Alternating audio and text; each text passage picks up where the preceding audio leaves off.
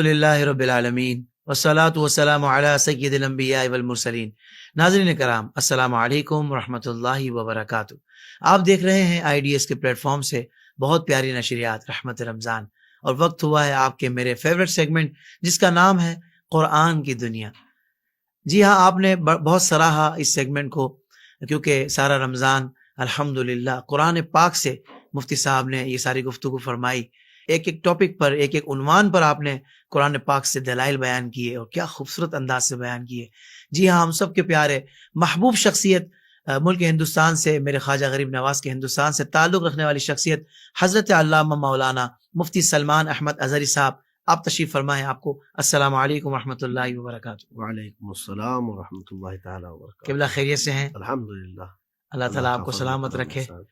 ناظرین کرام، آج جو عنوان ہے وہ ہے قرآن پاک میں لیلۃ القدر کا بیان۔ یقیناً لیلۃ القدر ہم سب جاننا چاہتے ہیں یہ کون سی رات ہے، اور اس رات کو کیسے تلاش کرنا ہے، اس رات کی فضیلت کیا ہے، اس رات کی برکت کیا ہے۔ تو یہ ساری باتیں آج مفتی صاحب سے ہم پوچھیں گے، اور لیلۃ القدر کے بارے میں بہت کچھ جانیں گے، اور انشاءاللہ جب جان لیں گے تو پھر ذہن بن جائے گا کہ بھائی ایک لمحہ بھی اس رات میں ہم نے ضائع نہیں کرنا، بلکہ پہلے تو اس رات کو تلاش کرنا ہے اس کی نشانیوں کے مطابق، اور اس کے بعد ایک ایک لمحہ عبادت میں گزارنا ہے۔ تو آئیے مفتی صاحب سے گفتگو کا آغاز کرتے ہیں۔ مفتی صاحب، یہ ارشاد فرمائیے گا کہ لیلۃ القدر جس رات کو کہا جاتا ہے، تو لیلۃ القدر کا مطلب کیا ہے؟ سب سے پہلے تو یہ ارشاد فرمائیں، اور لیلۃ القدر کو دوسری راتوں پر فضیلت کیوں ہے؟ الحمدللہ وکفا وسلام علی حبیبہ المصطفى، اما بعد فاعوذ باللہ من الشیطان الرجیم، بسم اللہ الرحمن الرحیم۔ اللہم صل علی سیدنا محمد وآلہ وصحبہ وبارک وسلم صلاۃ دائمۃ سرمدا ابدا۔ میں بہت مشکور ہوں، ممنون ہوں کہ رمضان المبارکہ میں مسلسل آپ نے کوشش فرمائی کہ قرآن پاک کے پیغامات مومنین تک پہنچایا جا سکے، اور مجھے امید ہے، رب تبارک و تعالیٰ کی ذات سے یقین ہے کہ ہم نے اخلاص سے یہ کام کیے ہیں اور قرآن کو دوسروں تک پہنچانے کی کوشش کی ہے۔ السعی منا والاتمام من اللہ، کوشش ہماری جانب سے ہے، تکمیل اللہ کی طرف سے۔ سبحان اللہ، سبحان آپ کے اس IDS کے پلیٹ فارم سے جن لوگوں نے رمضان المبارکہ قرآن کے ساتھ گزارا ہوگا، یقیناً وہ محسوس کر رہے ہوں گے کہ ہم قرآن کی دنیا میں جی رہے ہیں۔ کیا بات ہے مفتی صاحب، اور چونکہ اب اختتام کو تو آنا تھا اس سلسلے کو، کسی نہ کسی دن لیلۃ القدر پر آپ نے اس کا اختتام سوچا، بہت اچھا ہے۔ چونکہ لیلۃ القدر کا ہمارے ہاں بلکہ پورے اسلام میں ایک بہت ہی عظیم تصور ہے۔ صرف تصور ہی نہیں ہے، بلکہ اسلام کے محکم اس میں آیات بھی ہیں قرآن پاک کی، اور احادیث رسول بھی موجود ہے۔ لیلہ عربی میں رات کو کہتے ہیں، اور قدر جو ہے عزت والی رات ہے۔ تو آپ نے چونکہ معنی پوچھا تھا، اس لیے میں نے یہ کہا، تو یہ ایک قدر والی رات ہے، عزت والی رات ہے۔ سبحان اللہ۔ اور اس کو لیلۃ القدر معروف اس لیے بھی زبانوں پر کر دیا گیا ہے کہ قرآن کی زبان میں یہ لفظ آیا ہے۔ قرآن پاک میں اللہ تعالیٰ نے اس پر پوری سورہ اتاری، انا انزلناہ فی لیلۃ القدر واہ واہ، وما ادراک ما لیلۃ القدر لیلۃ القدر خیر من الف شہر۔ اللہ تعالیٰ قرآن پاک کے متعلق فرما رہا ہے، بے شک ہم نے اس کو لیلۃ القدر میں اتارا۔ کس کو؟ قرآن پاک کو۔ واہ واہ۔ تو اب یہاں سے آپ کو اس بات کا بھی اندازہ ہونا چاہیے، یہ وہ رات ہے جس میں قرآن اترا ہے۔ واہ واہ، سبحان اللہ۔ اب اس کی تفسیر میں اگر آپ جائیں گے تو قرآن پاک تو مکمل 23 سال تک اترتا رہا، تو لیلۃ القدر میں اترا کا کیا مطلب ہے؟ تو اس کا معنی یہی ہے جو ہم نے پہلے قرآن پاک کی تدوین اور اس کے ابتدائی کیفیات میں ذکر بھی کیا تھا، کہ قرآن پاک کو اللہ تبارک و تعالیٰ نے ایک بارگی نازل فرمایا، اور تھوڑا تھوڑا کر کے بھی نازل فرمایا۔ پہلے رب تبارک و تعالیٰ نے اس کو لوح محفوظ پر اتارا، تو وہ ایک بارگی جو اترا ہے وہ لیلۃ القدر میں اترا ہے۔ سبحان اور اللہ۔ پھر اس کے بعد آسمان دنیا سے حضور پاک صلی اللہ علیہ وسلم کے قلب اطہر پر، تو وہ 23 سال تک دھیرے دھیرے اتارا گیا، لیکن اس کی بھی ابتدا جو غار حرا میں ہوئی ہے وہ بھی لیلۃ القدر ہی ہے۔ واہ واہ واہ واہ، پہلی سبحان اللہ، آیتیں جو جبرائیل امین لے کر کے آئے تھے وہ بھی لیلۃ القدر میں ہی لے آئے تھے. واہ، تو قرآن پاک جو اترا ہے وہ لیلۃ القدر. اچھا، اور دوسری بات یہ بھی ہے کہ لیلۃ القدر یہ رمضان میں ہی ہے، کیونکہ دوسری آیت سے یہ پتہ چلتا ہے شہر رمضان الذی انزل فیہ القرآن، صحیح رمضان کا وہ مہینہ جس میں قرآن اتارا. صحیح، ایک جگہ لیلۃ القدر کا ذکر آیا، ایک جگہ رمضان کا. اس کا مطلب یہ ہوا کہ لیلۃ القدر صرف رمضان میں ہی ہوتی ہے. بالکل صحیح. تو اب رب تبارک و تعالیٰ نے قرآن میں سورہ قدر میں یہ ارشاد فرمایا لیلۃ القدر خیر من الف شہر. رات یہ عزت والی لیلۃ القدر، یہ ایک رات 1000 مہینوں سے بہتر ہے. اب 1000 مہینوں کو کاؤنٹ کر کے دیکھ لیں آپ کتنے سال بن جاتے ہیں. اتنے سال عبادت کرنے سے بہتر ہے لیلۃ القدر کی رات. سبحان اللہ. تو یہ لیلۃ القدر کی اہمیت قرآن پاک سے یہ سب سمجھ میں آ جاتی ہے. واہ واہ، اور رب تبارک و تعالیٰ ارشاد فرماتا ہے تنزل الملائکۃ والروح فیہا باذن ربہم من کل امر سلام ہی حتی مطلع الفجر. اللہ کے فرشتے اور جبرائیل امین اس رات اترتے ہیں اللہ تبارک و تعالیٰ کے حکم سے، اور پھر سلامتی بھیجتے ہیں ہر ایک بندے کو، ہر مومن کو. یہ سلسلہ کب تک چلتا رہتا ہے؟ جب تک کہ فجر طلوع نہ ہو جائے. تو اب قرآن پاک کی یہ سورہ نے ہی لیلۃ القدر کا پورا بیان کر دیا. واہ واہ، الگ سے اور کسی بیان کی کیا حاجت ہے کہ قرآن پورا بیان کر رہا ہے کہ لیلۃ القدر کیا ہے. تو اب لیلۃ القدر جو ہے اتنی عظمت والی رات 1000 مہینوں سے افضل ہے، تو یہ کیوں دی گئی؟ آخر کیوں دی گئی؟ ہو سکتا ہے یہ آپ کا سوال ہو جو میں پہلے ہی کر رہا ہوں. سبحان اللہ.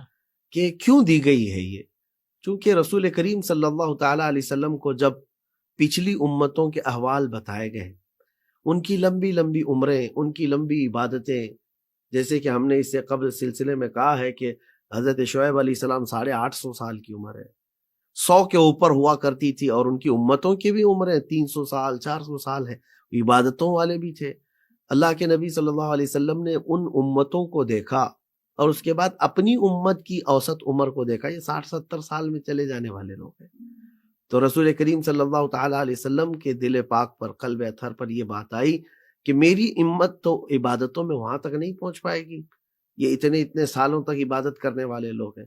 تب رب تبارک و تعالیٰ نے یہ پوری سورہ اتاری، بلکہ یہ ایک رات محبوب کو دی کہ محبوب آپ کی امت کے لیے ایک رات ہی کافی ہے ان امتوں کی عمروں کی عبادت کے. سبحان اللہ سبحان اللہ. یہ بھی برکت ہے رسول اللہ صلی اللہ علیہ وسلم. کیا بات ہے. لیکن یہ بات تو طے ہے، ظاہر سی بات ہے جو بھی ملا حضور کے صدقے میں ملا، لیکن لیلۃ القدر بھی جو دی گئی ہے وہ صرف رسول پاک صلی اللہ علیہ وسلم کی برکت سے ہے. اچھا، ایک میں بات بتاتا ہوں یہاں پر. لیلۃ القدر کی بات ہے کہ آج رات میں چاہتا ہوں کہ ہر کوئی عبادت کرے، اللہ تعالیٰ کے حضور گڑ گڑائے، لیکن ساتھ میں ایک بات کا خیال رکھے کہ مجھے یہ جو کچھ بھی ملا ہے یہ رحمت عالم صلی اللہ علیہ وسلم کی وجہ سے.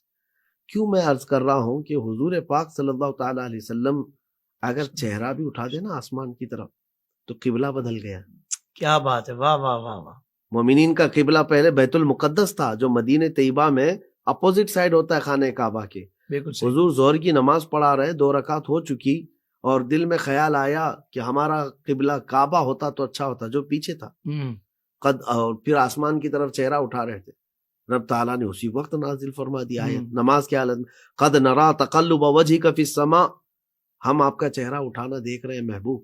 فلنولینک قبلۃ ترضاها، ہم عنقریب آپ کو اسی قبلے کی طرف پھیر دیں گے جہاں آپ کی رضا ہے. آیت اتنی ہی نہیں آئی، آگے آ گئی پھر آیت فولی وجهك شطر المسجد الحرام. 2 رکعت ہوئی ہے آپ کی، اے محبوب ابھی کے ابھی آپ پھر جائیں مسجد حرم کی طرف. واہ واہ واہ واہ. رسول پاک صلی اللہ تعالیٰ علیہ وسلم کی رضا کے لیے رب تعالیٰ کوئی تاخیر بھی نہیں فرماتا. اتنا بڑا فیصلہ ہو رہا ہے اور محبوب قبلہ بدل گیا پہ ہو رہا ہے صرف. ہاں، یہی تو میں کہنا چاہتا ہوں بھی نہیں ابھی تو کہ وہ چہرہ اٹھائیں تو مومنوں کا قیامت تک کے لیے قبلہ بدل. کیا بات ہے مفتی صاحب. اور یہ لیلۃ القدر بھی جو ملی ہاں حضور پاک صلی اللہ تعالیٰ علیہ وسلم کے دل میں، آپ کے قلب پاک میں صرف یہ خیال آیا کہ میری امت کی عبادتیں ان امتوں تک پہنچ پائیں گی کہ نہیں پہنچ پائیں. اس خیال کا آنا تھا کہ رب تعالیٰ نے لیلۃ القدر دے دیا.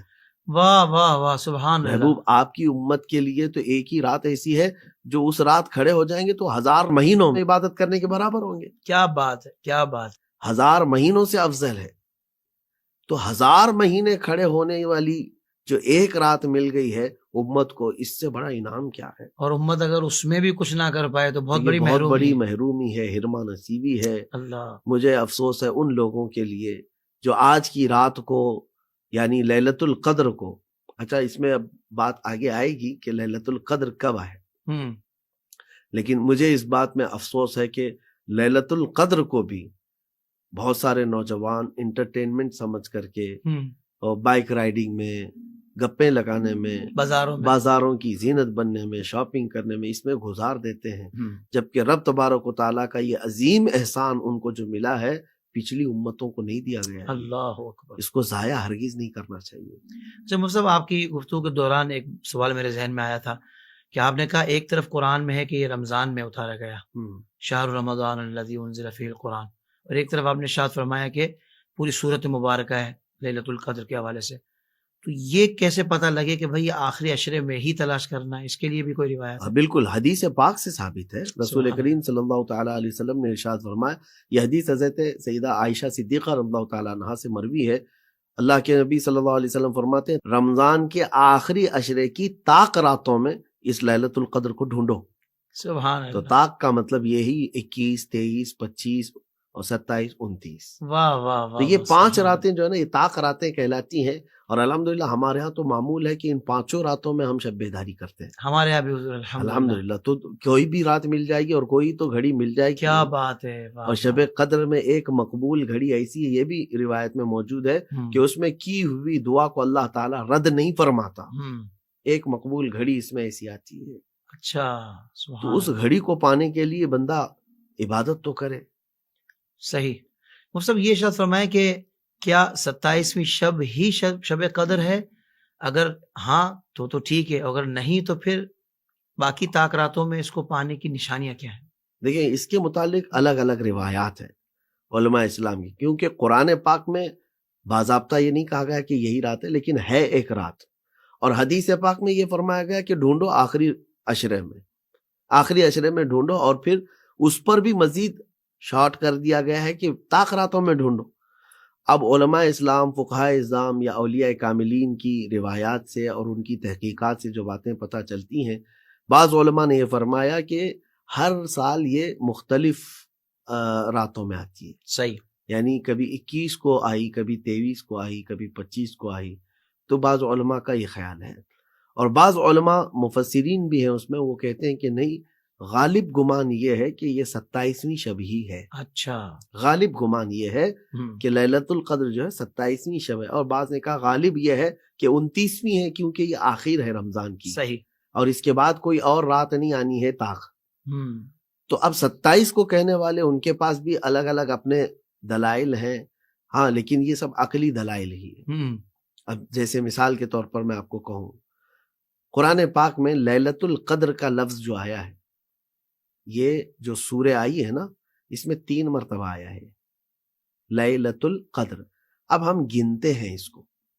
لیلۃ القدر میں جو حروف ہے نا، لام، یا، لام، تا، الف، لام، قاف، دال، را، کتنے ہو گئے؟ 9 حروف اس میں آئے ہوئے ہیں لیلۃ القدر میں. اور یہ 3 مرتبہ آئی ہے. یہ جملہ 3 مرتبہ ہے. تو 9 کے 3 کریں گے تو آپ کتنے ہوئے؟ 9 9 2 18 اور 9 3 27. مفسرین یہ فرماتے ہیں کیا بات ہے کہ ان میں جو حروف آئے ہیں کل ملا کر کے وہ 27 ہوتے ہیں. تو قرآن پاک میں عددی اعجاز بھی ہیں. قرآن یوں ہی جو ہے کسی چیز کی تکرار نہیں فرما رہا ہے، باضابطہ اس کی خاص وجہ ہوتی ہے. سبحان اللہ. تو اس اعتبار سے بعض علماء کا فرمانا یہ ہے کہ یہ 27 کو ہی ہو سکتی ہے. بالکل صحیح ہے. اب آپ نے یہ جو فرمایا کہ 27 ہی ہے، تو اس کے متعلق میں نے یہ عرض کیا. اور اگر نہ بھی ہو تو باقی جو طاق راتیں ہیں ان کو پانے کے لیے نشانیاں جو ہے واضح طور پر تو اس طور پر نہیں بتائی گئی ہیں کہ کچھ بہت ہی الگ نشانیاں تمہیں نظر آ جائیں گی. ہاں اہل بصیرت کی بات الگ ہے جن پر اللہ تعالیٰ نے سب چیزیں منکشف فرمائی ہیں، لیکن اس کے باوجود یہ فرمایا گیا ہے کہ یہ رات ٹھنڈی ہوگی اور اس کا جو دن نکلے گا سورج وہ بلندی سے نکلے گا اور بہت زیادہ تپش نہیں چھوڑے گا، اچھا، بہت زیادہ تمازت کے ساتھ نہیں آئے گا.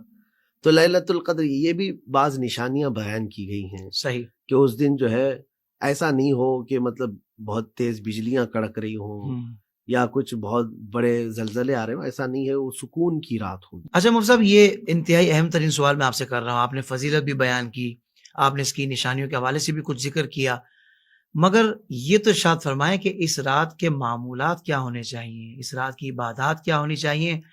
کیونکہ ہم نے تو بچپن سے جو سنی ہے فی زمانہ تو ہم دیکھتے ہیں کہ یار قوم تو کسی اور طرف نکل گئی ہے.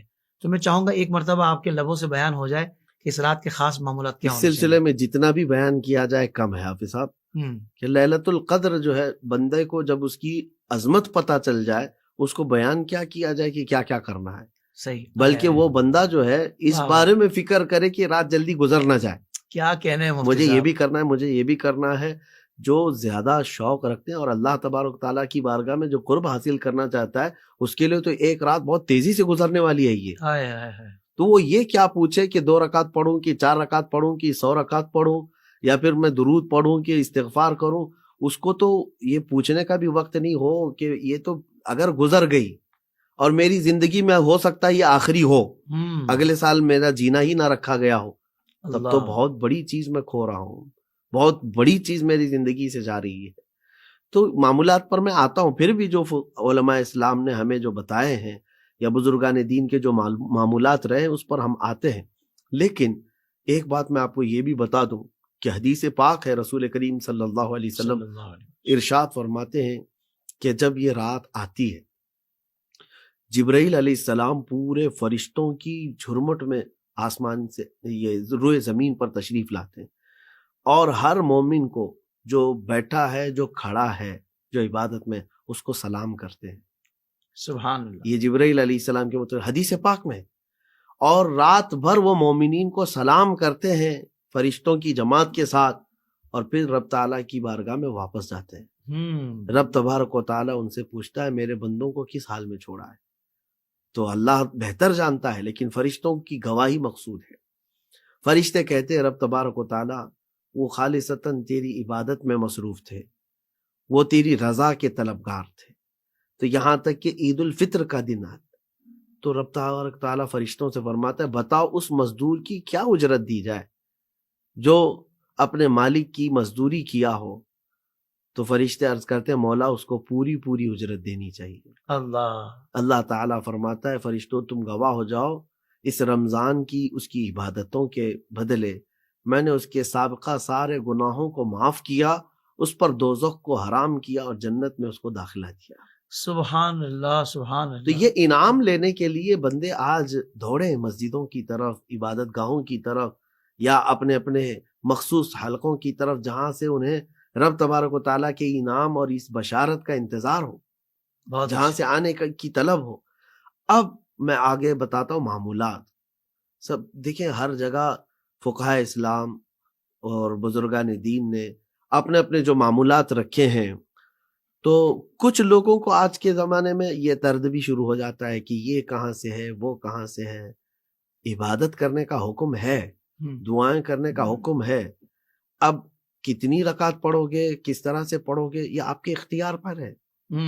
نوافل جو ہے نا، نفل نمازیں یہ اللہ تبارک و تعالیٰ کی رضا کے لیے ہے. تو بندہ جس انداز سے چاہے پڑھے. کون سی سورت پڑھنا چاہیے کون سی نہیں، میں کہتا ہوں پورا قرآن پڑھو. اللہ تبارک و تعالیٰ نے اگر تمہیں یہ علم دیا ہے تو جہاں سے آئے قرآن پاک پڑھو. ہاں کچھ مخصوص صورتوں کے ساتھ کچھ جو عبادات کی گئی ہیں یا بتائی گئی ہیں اس میں حکمت بھی ہے. پہلے تو میں عام بات کر رہا ہوں، جس کو پڑھنا ہے جس انداز سے نفل وہ پڑھے صحیح. لیکن اس کے ساتھ ساتھ یہ بھی یاد رکھے کہ بزرگوں کے جو کیے ہوئے معمولات ہیں اس میں حکمت ہوتی ہے. جیسے بزرگوں نے فرمایا کہ 4 رکعت اس طرح سے پڑھو کہ پہلی رکعت میں آیت الکرسی ہو، دوسری رکعت میں سورہ قدر ہو اور پھر تیسری اور چوتھی میں جو ہے سورہ اخلاص ہو. یہ اس طرح کی جو میں تو ایک ایگزامپل دے رہا ہوں. اس کی حکمت ہوگی، ہم، کیونکہ بزرگان دین پر اللہ تبارک و تعالیٰ کا خصوصی کرم ہے، تو وہ رضا حاصل کیے ہیں رب تعالیٰ کی بارگاہ میں، تو وہ اپنا تجربہ لوگوں میں شیئر کر رہے ہیں، بہت اچھے، واہ واہ، تو ان کے طریقوں میں ہدایت ہے۔ تو جو بزرگوں سے ثابت چیزیں ہیں، میں کہتا ہوں کہ وہ تمام معمولات آج کرنے چاہیے، ہم، اور کثرت سے جو بات آج کرنی چاہیے وہ استغفار ہے، کیونکہ یہ اشرا بھی جو ہے نا وہ جہنم سے آزادی کا ہے۔ اللہ، اچھا چلے، یہ باتیں جو آئی میں عرض کر دیا، لیکن کیوں نہ ہم حضور پاک صلی اللہ علیہ وسلم سے ہی پوچھیں کہ آقا آپ بتائیں سب سے زیادہ کیا مانگنا چاہیے۔ بہت اچھے حضور، خود رسول کریم صلی اللہ علیہ وسلم نے فرمایا جب تم یہ رات پالو ہم، تو یہ کثرت سے پڑھو، اللہم انک عفو تحب العفو فاعف عنا یا کریم۔ سبحان اللہ، یہ دعا رسول رحمت صلی اللہ علیہ وسلم نے خود تلقین فرمائی کہ جب تم لیلۃ القدر پاؤ تو یہ پڑھا کرو۔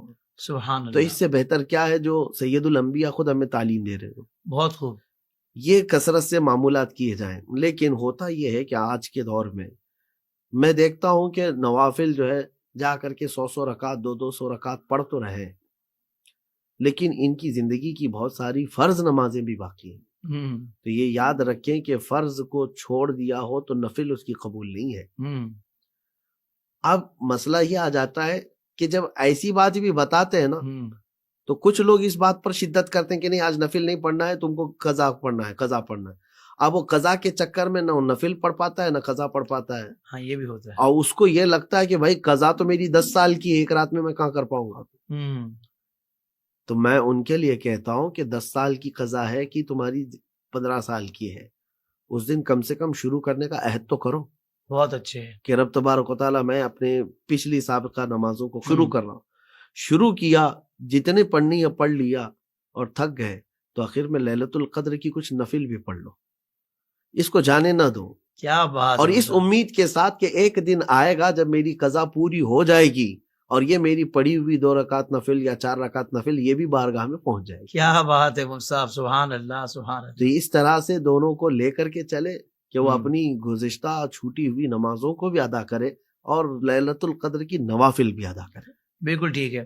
اچھا مفتی صاحب یہ بھی ارشاد فرما دیں، بڑی رات کے حوالے سے بات ہو رہی ہے، تو اب گھر میں والدین ناراض ہیں اور لوگوں کا مال بھی غصب کیا ہوا ہے، اور ایسے ایسے برے اعمال کے جس کے ساتھ یہ کنٹینیو جڑے ہوئے ہیں، مگر بڑی رات کو عبادت کر رہے ہیں، قرآن شریف پڑھ رہے ہیں، تو کیا اوکے ہے معاملہ کوئی اس کے لیے؟ یہ تو بہت سخت بات ہے، اچھا، اس کی جتنی فضیلت ہے نا اس رات کی، حضور پاک صلی اللہ تعالیٰ علیہ وسلم نے کیا کیا اس کے متعلق جو بتائی ہیں بشارتیں ہم، کہ اس رات لا تعداد لوگوں کو اللہ تعالیٰ جہنم سے آزاد فرما رہا ہوگا، اس رات کو بخشش بے حساب ہے، رب تبارک و تعالیٰ خود بندوں سے فرما رہا ہے کہ مغفرت کا سوال کرو میں تمہیں معاف کروں، یہ سب فضیلتیں ہیں، ہم، لیکن کچھ لوگوں کو مستثنا کر دیا گیا ہے، اللہ، جس سے ماں باپ ناراض ہوں اس کی تو دنیا بھی اجڑ گئی ہے، آخرت بھی اجڑ گئی ہے۔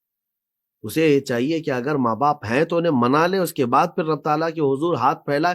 میں تو کہتا ہوں مانگنے سے پہلے مولا تجھے عطا کرے گا۔ کیا کہنے ہیں مفتی صاحب، جس واہ کے واہ، ماں باپ پیچھے اس کے لیے دعا کر رہے ہوں اس کے ہاتھ اٹھنے کی دیر ہے، اللہ، اس کے اللہ، ہاتھ اٹھنے کی دیر ہے کہ حضرت موسیٰ کلیم اللہ علیہ الصلوۃ والتسلیم نے ایک بار رب تعالیٰ کی بارگاہ میں یوں پوچھا کہ اے اللہ مجھے بتا جنت میں میرا ہم نشین کون ہے؟ تو رب تبارک و تعالیٰ نے فرمایا فلاں ایک قصاب ہے، گوشت بیچتا ہے، وہ آپ کا ہم نشین ہے، آپ کا رفیق ہے جنت میں۔ تو اب کہ موسیٰ علیہ السلام اللہ کے وہ جلیل القدر پیغمبر، ان کا ہم نشین کوئی ایک گوشت بیچنے والا قصاب ہے، آپ ڈھونڈتے ہوئے گئے اس کو تو دیکھا وہ گوشت بیچ رہا ہے، کوئی تو اچھا عمل ہوگا نا جس کی وجہ سے اس کو نبی کے ساتھ رکھا جا رہا ہے۔ بظاہر تو کچھ نظر نہیں آیا۔ شام ہوئی تو موسیٰ علیہ السلام اس کے ساتھ چل پڑے، کہا کہ میں تیرے گھر چلتا ہوں، کہا ضرور تشریف لائیں۔ گھر جب گئے تو گھر داخل ہوتے ہی اس کے چھوٹے چھوٹے بچے اس سے لپٹ گئے، کافی تاخیر سے وہ آیا ہوا تھا، بچوں کو ایک طرف بٹھا دیا اور گھر کے اندر گیا، روٹی اور دودھ کچھ لیا اور کہا بیٹا بچوں میں تمہیں بعد میں کھلاؤں گا، اماں کو پہلے کھلاتا ہوں۔ اس کی ایک بوڑھی نابینا ماں تھی، وہ گیا اور روٹی کے ٹکڑے دودھ میں بھگو کر کے اپنی ماں کو کھلاتا رہا، اور اس کی ماں جیسے جیسے لقمہ کھاتی ہے ہاتھ اٹھاتی ہے، کہتی ہے مولا میرے بیٹے کو موسیٰ کلیم اللہ کے ساتھ جنت میں بٹھانا، ہر لقمے پہ وہ کہتی جاتی تھی۔ تو میں یہی کہہ رہا ہوں کہ موسیٰ علیہ السلام اس وقت یہ فرمانے لگے کہ ہاں یہی اس کا عمل ہے ہاں ہاں جس نے اس کو نبی کی ہم نشینی عطا کر دی. سبحان اللہ سبحان آج جن لوگوں نے ٹھیس پہنچائی ہے، تکلیف دی ہے، وہ کس منہ سے اللہ کریم کی بارگاہ میں ہاتھ پھیلائیں گے؟ اور اگر تم نے راضی کیا ہوا ہے، جاؤ ماں کے قدموں کو چوم کر، باپ کے ماتھے کو بوسہ لے کر مسجد میں جاؤ، تمہارا ہاتھ اٹھنے سے پہلے مولا تمہاری بخشش کا اعلان فرما دی. اللہ وہ تمہاری دولت ہے دنیا میں بھی اور آخرت میں بھی. تو جو میں بات عرض کر رہا تھا، پھر وہ شرابیوں کے متعلق بھی آئی یہ بات، اور کینہ رکھنے والا جو مومنین کے متعلق بغض کینہ رکھتا بہت ہے، عام ہے حضور، یہ تو دل صاف کرو. اللہ اکبر. اور اس کے بعد پھر اللہ تبارک و تعالیٰ کی بارگاہ میں گڑگڑانا، مانگنا، ساری چیزیں. اچھا اب لگے ہاتھوں یہ بھی میں کہہ دیتا ہوں، نیا فیشن چل رہا ہے کہ اس رات آ رہی، یہ رات آ رہی ہے، واٹس ایپ پہ میسج بنے ہوئے ہیں، کاپی پیسٹ کرو اور بھیجتے جاؤ، مجھ سے جو بھی ہوا معاف کر دینا، معاف کر. یہ اس کا اٹھایا اس کو بھیج دیا، اس کا اٹھایا اس کو بھیج دیا، چل رہا ہوگا آپ کے. جی جی بہت چلتا ہے حضور. تو انہوں نے تو آسان راستہ ڈھونڈ لیا، آسان راستہ ڈھونڈ لیا. یہ کافی نہیں ہے. جس کے دل کو تم نے ٹھیس پہنچایا یا جس سے تمہارے معاملات ہیں، براہ راست اس سے بات کرو. تو پتہ بھی ہے حالانکہ، ہاں پتہ ہے، ہاں پتہ بھی ہے، تو آپ براہ راست اس کو قائل کرو. اور اس کے بعد پھر آپ اپنا فریضہ پورا کر چکے ایک مرتبہ معافی طلب کر لینا، یہ آپ کی ذمہ داری ہے. بعض لوگ یہ کہتے ہیں کہ پتہ نہیں کیا کہے گا، مجھے الٹا سیدھا کہے گا، ڈانٹے گا، معاف نہیں کرے گا. وہ آگے کے معاملات تمہارے اوپر نہیں ہیں. تم سے اتنا مطالبہ ہوگا کہ تم عاجزی کے ساتھ ایک مرتبہ معافی طلب کر لیے، تمہاری ذمہ داری ہو گئی. اور اس نے معاف نہیں کیا ہے تو اس کے لیے وعید ہے، تو یہ وعید تو اس کے اوپر چلی جائے گی.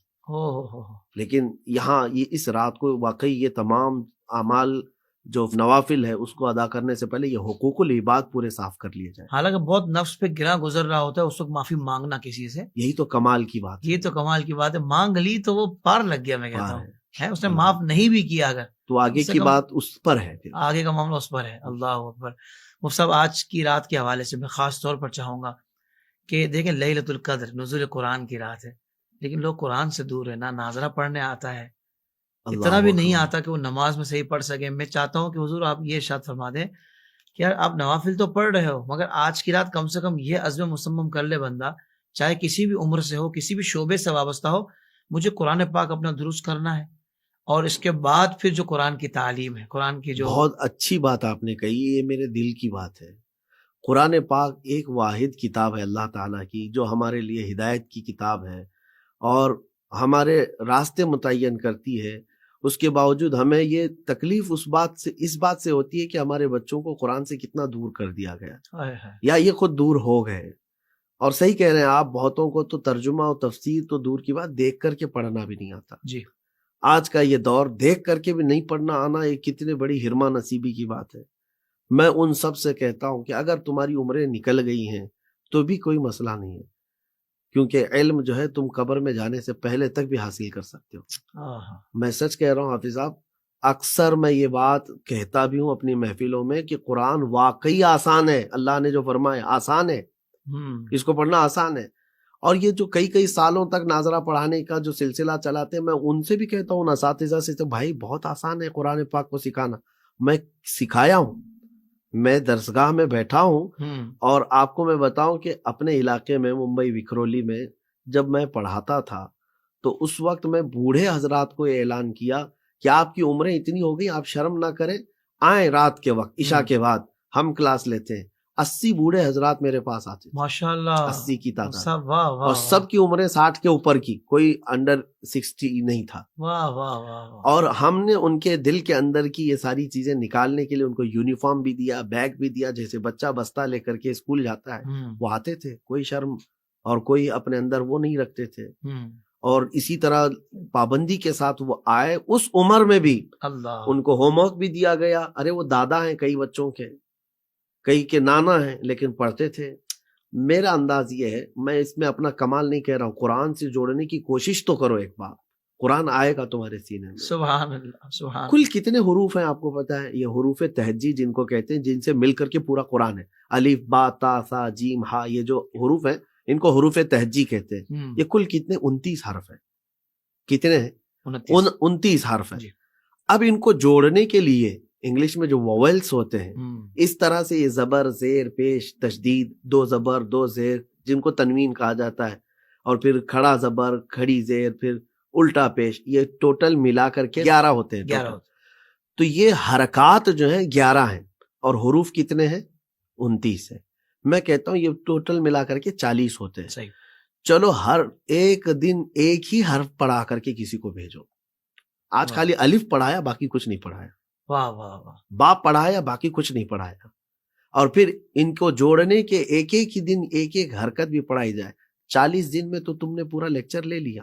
واہ واہ واہ. تو کیا کسی کے پاس 40 دن بھی نہیں ہے اللہ کے کلام کو سیکھنے کے لیے؟ اللہ. یہ تو میں آسان کر کے بتا رہا ہوں. ایسا بندہ چاہے تو اس سے بھی جلدی سیکھ جائے. بالکل سیکھ سکتا. رب تبارک و تعالیٰ بندوں کو عطا کرتا ہے. ہم تو مائل بکرم ہے کوئی سائل ہی نہیں. اللہ. وہ رب تبارک و تعالیٰ کس کو کیا نہ عطا کرے. اعلیٰ حضرت امام اہل سنت فاضل بریلوی رحمۃ اللہ علیہ کی بات ظاہر سی بات ہے ہمارے اس مجمع میں وہ رونق دے دیتی ہے. آپ کو خط میں کسی نے لکھا حضرت مولانا حافظ قاری الحاج احمد رضا خان صاحب، تو آپ حافظ نہیں تھے. خط لکھنے والے نے جب آپ کے القاب میں حافظ بھی لکھا تو آپ نے دیکھا کہ لوگ جو ہے مجھے حافظ بھی گمان کر رہے ہیں جبکہ میں ہوں نہیں. تو یہ شعبان کی آخری رات تھی. دوسرے دن آپ نے طے کیا کہ نہیں مجھے حافظ بننا ہے تاکہ اس کا لکھا ہوا جملہ تو صحیح ہو. اللہ. نہیں تو یہ لوگوں کو دھوکہ دینے میں آ جائے گا. لوگ مجھے کیا سمجھ رہے ہیں اور میں ہوں نہیں. تو آپ اس دن سے طے کرتے ہیں اور پہلا رمضان آیا. اب معمول یہ تھا اعلیٰ حضرت کا کہ دن میں ایک پارہ حفظ کرتے تھے اور رات کو تراویح سنا دیتے تھے. اللہ. اور رمضان ختم ہوتے ہی آپ حافظ قرآن بھی بن گئے. واہ واہ واہ واہ. سبحان اللہ. تو قرآن ہے آسان. تم جتنا اس سے دور بھاگ رہے ہو یہ کلام قیامت کے دن حجت بن کر کھڑا ہو جائے گا تو پھر بڑا مسئلہ ہے. حضور پاک صلی اللہ علیہ وسلم نے فرمایا کہ قرآن اور رمضان جس کے خلاف کھڑے ہو گئے قیامت کے دن اللہ اس کو جہنم میں جانا ہوگا. اللہ. اور قرآن اور رمضان جس کی سفارش میں کھڑے ہو گئے تو پھر وہ جہنم میں نہیں جا سکتا، وہ جنت میں جائے گا. کیا کہنے ہیں. سبحان اللہ. جیسا کہ مفتی صاحب نے بڑی پیاری گفتگو فرمائی اس حوالے سے زبردست الحمدللہ توجہ دلائی ہے. اور جس کو سیکھنا ہونا اس کے لیے پھر کوئی بھی چیز آڑے نہیں آتی. شرم و جھجک یہاں اگر تھوڑی شرم کر کے آپ نے سیکھ بھی لیا تو آخرت کی شرمندگی سے بچ جائیں گے. تو نیت کیجئے، ارادہ کیجئے. اور اگر آپ کہتے ہیں کہ آپ کے پاس وقت نہیں ہے یا دیگر ایسے کوئی معاملات ہیں تو آن لائن بھی الحمدللہ آپ سیکھ سکتے ہیں. بہت سارے جگہوں پر آن لائن سکھایا جاتا ہے. مدنی قاعدے کے بھی اپلیکیشنز موجود ہیں جس کے ذریعے الحمدللہ آپ قاعدہ پڑھنا سیکھ سکتے ہیں. جس لفظ پر آپ انگلی رکھیں گے وہ لفظ آپ کو مخارج کے ساتھ اس کی ادائیگی اس میں ہوتی ہے. تو اس طرح آپ قاعدہ پڑھنا سیکھ جائیں گے. اور ہمارے سامنے ایسی مثالیں موجود ہیں کہ ایج +60 ہے مگر اللہ پاک نے توفیق دے دی، قاعدہ بھی سیکھ لیا اس انداز سے، قرآن پاک پڑھنا بھی سیکھ لیا اور آج ان کو سند بھی مل گئی ماشاءاللہ. تو یوں الحمدللہ بندہ جب قدم آگے بڑھاتا ہے تو راستے اس کے لیے آسان ہو جاتے ہیں. وہ سب آخر میں ایک سوال رہتا ہے اگر آپ وہ بھی ارشاد فرما دیں. یہ ان دنوں میں نا رمضان شریف کے آخری جمعے کے حوالے سے یہ بڑی بات وائرل ہو جاتی ہے کہ بھائی آخری جمعے کو جس نے 2 رکعت نفل پڑھ لی اس کی ساری زندگی کی قضاء عمری ادا ہو جاتی ہے. یہ کیا معاملہ ہے؟ یہ آپ کے ہاں 2 رکعت کی چلتی ہے اور ہمارے یہاں 4 رکعت والی چلتی ہے. اچھا. تو یہ جو میسج گردش کرتا ہے یہ من گھڑت ہے، موضوع ہے. صحیح. اس روایت کی کوئی اصل نہیں ہے اور ایسی کوئی نماز نہیں ہے کہ آپ 10 سال 15 سال تک سوتے رہیں اور 4 رکعت پڑھ کر کے سب معاف کرا دیں. اسلام کا یہ نظام نہیں ہے کہ کہیں آپ جا کر کے نہا کر کے آ گئے اور سارے پاپ دھل گئے. یعنی ایک شارٹ کٹ راستے پر نہیں ہے. ہاں حج میں اللہ تبارک و تعالیٰ نے فرمایا لیکن وہاں پر بھی عبادت ہے. صحیح. لیکن یہ بھی ہے کہ جو قضا ہو چکی ہے نا وہ کرنی ہوں گی آپ کو. ہم نے توبہ والے مسئلے میں آپ کو بتایا بھی ہے اس سے قبل کہ جیسے توبہ کرنے کے بعد بندہ جو ہے یوں ہی معاف ہوتا ہے یا پچھلی چیزیں اس کی ادا کرنی ہوں گی. اس پر ہم نے بتایا قضا کرنا کسی بھی حالت میں اس کے لیے ضروری ہے. تو قضا سے اس کو چھٹکارا نہیں ہے. اور یہ 4 رکعت والا مسئلہ لے کر کے جو گھماتے ہیں یہ غلط ہے، یہ پروپیگنڈا ہے، افواہ ہے. میں اپنے مومنین کو، تمام نوجوانوں کو اور گھر والوں کو بھی یہ تاکید کرتا ہوں کہ ایسے میسیجز کو شیئر کرنا بھی گناہ ہے. صحیح. کیونکہ اس کو حدیث کہہ کر کے شیئر کیا جا رہا ہے. اور حضور صلی اللہ علیہ وسلم نے فرمایا جس نے جھوٹی بات میری طرف منسوب کیا اس کا ٹھکانہ دوزخ ہے. اللہ اکبر. تو آپ اس گناہ کے مرتکب نہ ہونے پائیں. ایسی جھوٹی چیزوں کو شیئر کرنا بھی بہت بڑا گناہ ہے. آپ پھیلا رہے ہیں سارے لوگ مل کر کے, تبھی تو یہ چیز پھیل رہی ہے, تو پھیلانے والے کے اوپر بھی یہ گناہ ہوگا, اس سے بچیں. بالکل ٹھیک ہے. ناظرین کرام, مفتی صاحب آپ کا بہت شکریہ کہ آپ نے اتنا وقت عطا فرمایا اور آج اتنی خوبصورت گفتگو فرمائی اتنے مبارک عنوان پر. میں چاہوں گا کہ چونکہ آج مفتی صاحب کا یہ جو ہمارا سیگمنٹ ہے اس کا آخری پروگرام ہے, تو مبارک لمحات ہیں, میں چاہوں گا مفتی صاحب اگر دعائے خیر بھی حضور کی ساری امت کے لیے فرما دیں تو انشاءاللہ کرم ہو جائے گا. دعا فرما. اللہ تبارک و تعالی ہمارے اس سلسلے کو قبول فرمائے اور اس کو امت مسلمہ کے لیے نفع عام اور تام فرمائے. آمین آمین. اور یقیناً آج دعا کی رات ہے. میں سارے سننے والوں سے بھی کہوں گا کہ آپ سب مل کر کے دعا کریں, اور مجھ فقیر کے لیے, حافظ صاحب کے لیے بھی دعا کریں, اور ہمارے گھر والوں کے لیے اور کل امت مسلمہ کے لیے دعا کریں. قبولیت کی رات ہے. اللہ تبارک و تعالی ہماری قبول فرمائے. اللہم صلی صلاة کاملة وسلم سلاما تاما على النبی الذي تنحل به العقد وتنفرج به الكرب وتقضى به الحوائج وتنال به الرغائب وحسن الخواتم ويستسقى الغمام بوجهه الكريم وعلى آله وصحبه في كل لمحة ونفس بعدد كل معلوم لك. اللهم أرنا الحق حقا وارزقنا اتباعه وأرنا الباطل باطلا وارزقنا اجتنابه. اللهم يمن كتابنا ويسر حسابنا وثبت أقدامنا على الصراط المستقيم. اللهم إنك عفو تحب العفو فاعف عنا يا كريم. اللهم ارزقنا الصحة والسلامة والنعمة وموتا على الإيمان, وأسكننا بجوار حبيبك المصطفى صلى الله عليه وسلم في جنة البقيع. الہ العالمین, تیرے حبیب پاک کی کل امت پر تو مغفرت اور رحمت عام فرما دے. آمین. مولا خصوصیت کے ساتھ جو پریشان حال ہیں ان کی پریشانیاں دور کر دے, اور ہم سب کو رب قدیر تیری رضا کے مطابق زندگی عطا کر. مولا ہمارا اس وقت تک خاتمہ نہ کر جب تک تو ہم سے راضی نہ ہو. اے رب العالمین, خصوصیت کے ساتھ آج دعا کرتا ہوں فلسطین کے نہتے ان مظلوموں کے لیے جن کو خوشیاں دیکھے ہوئے کئی دن ہو گئے. مولا ان کے گھروں میں خوشحالیاں عطا کر دے, تو ان پر رحم فرما دے, کرم فرما دے, ہماری خوشیاں ان میں تقسیم فرما دے. اے رب قدیر احسن الخالقین, تیرے حبیب پاک کی امت کو ذلت و رسوائی سے محفوظ کر دے, اور ان کے دشمنوں کو خائب و خاسر فرما دے. ہماری دعاؤں کو حضور پاک صلی اللہ علیہ وسلم کے صدقے قبول فرما.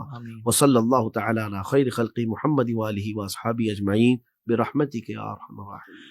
دعا کریں اللہ تعالیٰ ہمارے مفتی صاحب کو بھی صحت و عافیت والی لمبی زندگی عطا فرمائے, آپ کے علم میں, عمل میں, عمر میں, صحت میں برکت عطا فرمائے, اور اسی طریقے سے آئیڈیز کے ذریعے بالخصوص ہم آپ سے استفادہ کرتے رہیں.